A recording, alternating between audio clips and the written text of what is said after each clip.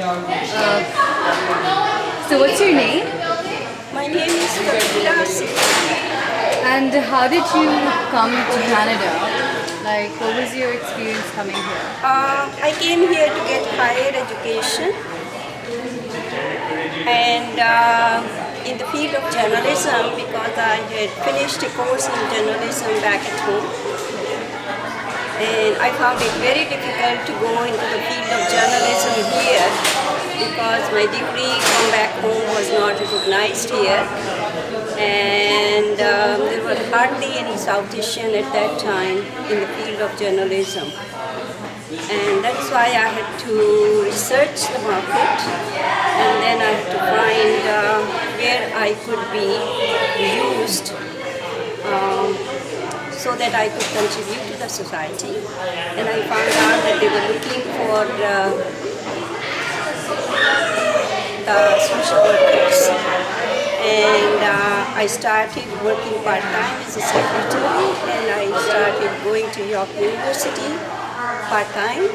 And like that, I continued my studies in the field of social work.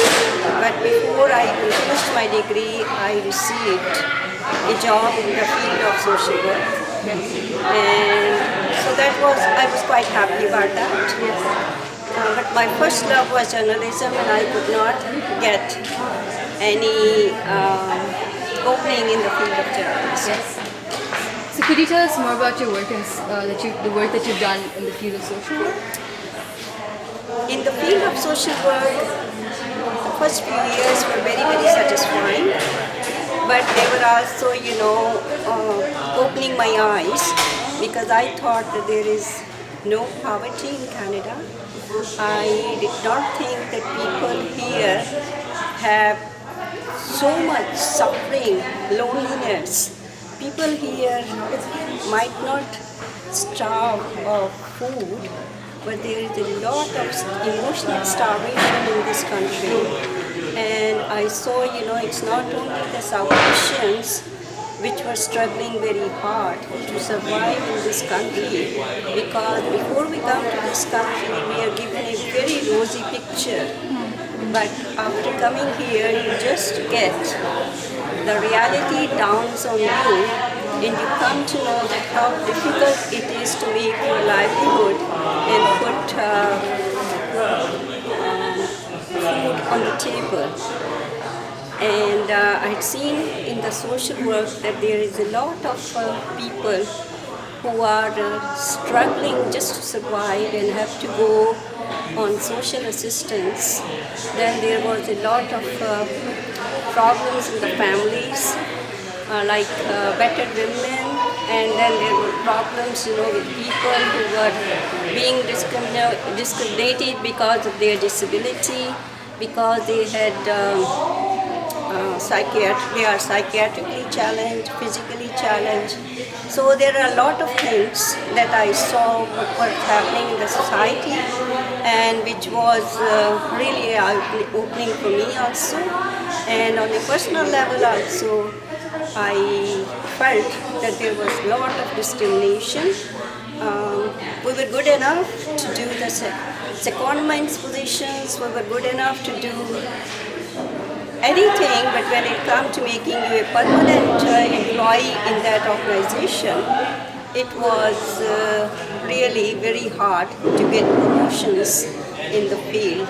And that is in a nutshell my experiences. Yes, you also told us earlier about how you work with women. Would you like to tell us about how you work with women in the South Asian community as well? Or in the South Asian community, I had taught yoga yes, to South Asian women in a temple. yes, I used to teach also the men, but mainly it was the women in that class. I have also gone with them, taken the groups, and I have gone with them to picnics, I have gone with them to other recreational activities. yes.